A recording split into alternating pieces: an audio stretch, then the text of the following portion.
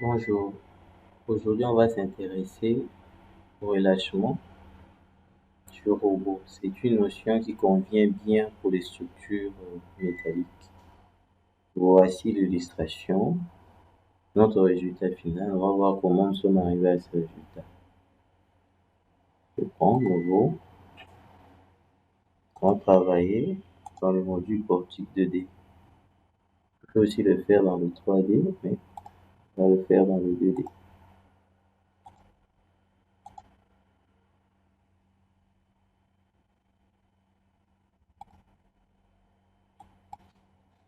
Passer 3 fois 5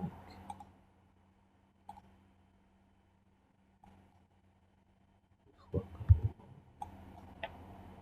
4.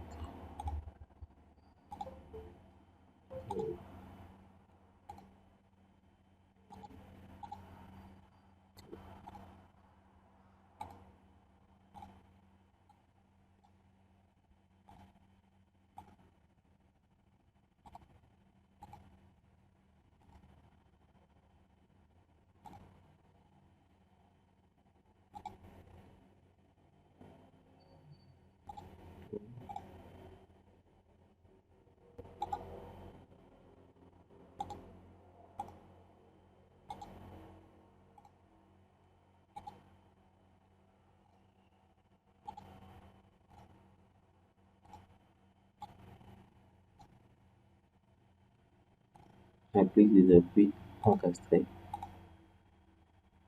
Tout, position, intersection. Ça va. Maintenant, on va appliquer les charges. Le poids propre, épée, comme charge d'exploitation, exploitation 1, exploitation 1, exploitation 2.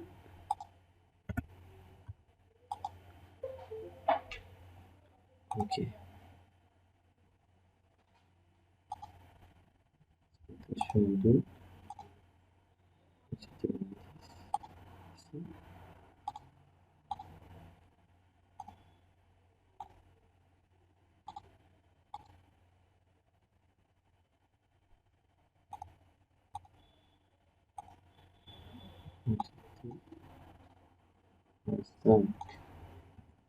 5.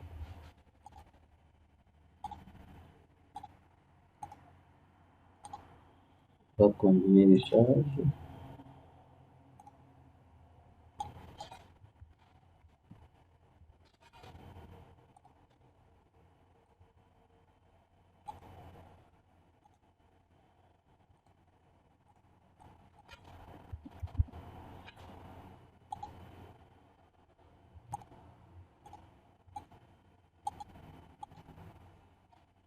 Ça va. Maintenant, on lance le calcul.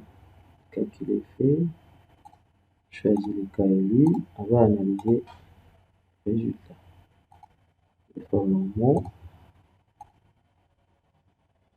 Voilà. Le diagramme convient bel et bien. On voit à la descente des charges.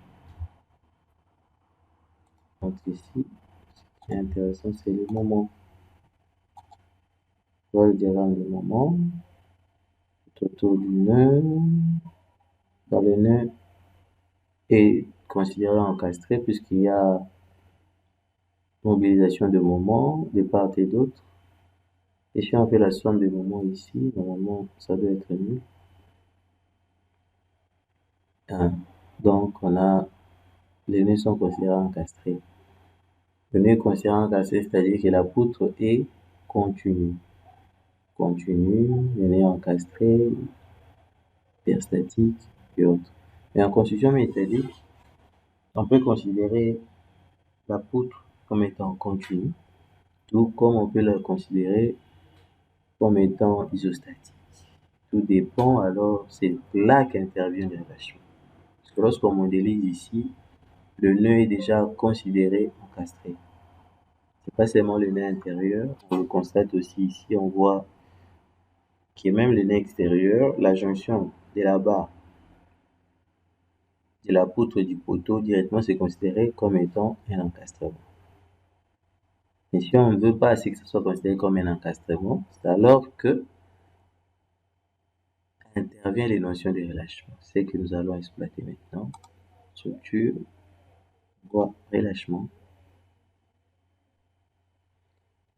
Le relâchement, il y a le relâchement par défaut, encastrement, encastrement, articulation, articulation, articulation, encastrement, encastrement, articulation.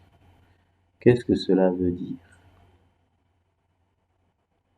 Articulation, articulation, c'est-à-dire le départ, le nœud origine et les deux extrémités sont articulées. On va voir ça là. Je vais double cliquer, vous voyez. Origine et extrémité, les directions relâchées. Carrément. Qu'appelle-t-on direction relâchée? C'est-à-dire c'est une direction qui était bloquée avant, qu'on a relâchée par après. Maintenant, par exemple, que nous avions un appui encastré à cet endroit-là. Dès qu'on clique direction relâchée, on libère le moment. L'appui n'est plus un encastrement, ça devient une rotule. Calme. Donc, c'est ça. Cela peut s'appliquer d'une manière normale, la barre rigide, tout comme on peut le considérer aussi pour dans le cas des appuis élastiques, des amortissements, ainsi de suite. Ce qui veut dire que vous-même, vous pouvez définir votre propre cas de relâchement. Ça, ce sont les cas courants. Vous pouvez définir vous-même votre cas de relâchement. Il suffit de comprendre votre appui et quelle est la direction que vous voulez relâcher. C'est alors que vous allez l'appliquer. Comme celui-là. Articulation encastrement, vous voyez bien. C'est seulement l'origine qui est articulée. L'extrémité reste encastrée. L'autre, c'est l'inverse. L'origine est encastrée, c'est l'extrémité qui est articulée. On va illustrer ça, par exemple, on prend celui-là, on va l'appliquer ici, et là. On voit, avant, il y a bel et bien le diagramme de moment qui est là, c'est-à-dire notre poteau à un moment aux extrémités et à un moment à la base, puisque l'appui est encastré. On reprend le calcul. En reprenant le calcul, qu'est-ce qu'on constate? Vous voyez ici, il n'y a aucun moment. Aucun moment. On revient sur l'effort normal. L'effort normal est là, tel que c'était. Il n'y a pas de changement.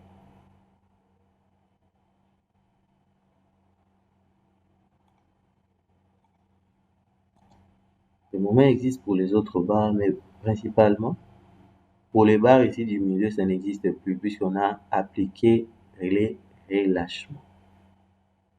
On a appliqué les relâchements. C'est-à-dire que pour dimensionner ces poteaux ici, si on va dans le module dimensionnement, ce sera dimensionné seulement en compression centrée, compression simple. Le relâchement appliqué peut être supprimé. Bien là, supprime, on supprime, c'est parti. Et si on recalcule, vous voyez, et maintenant le diagramme qui réapparaît.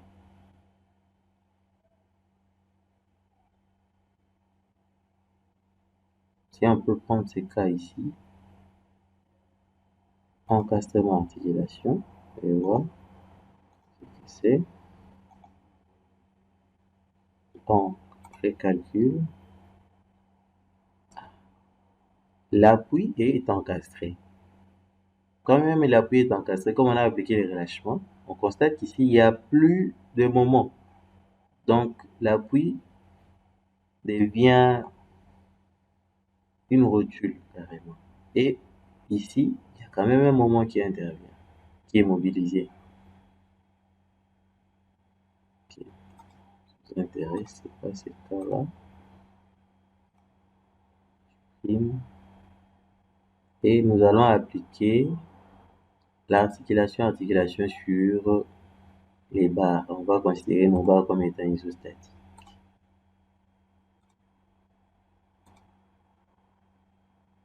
Si on retient le diagramme, ici c'est 16. Dans la valeur max, ici c'est 16, c'est 15, et ainsi de suite. On va voir comment cela va changer.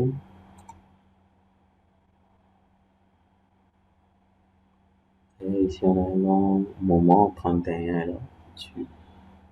Moment sur la pluie.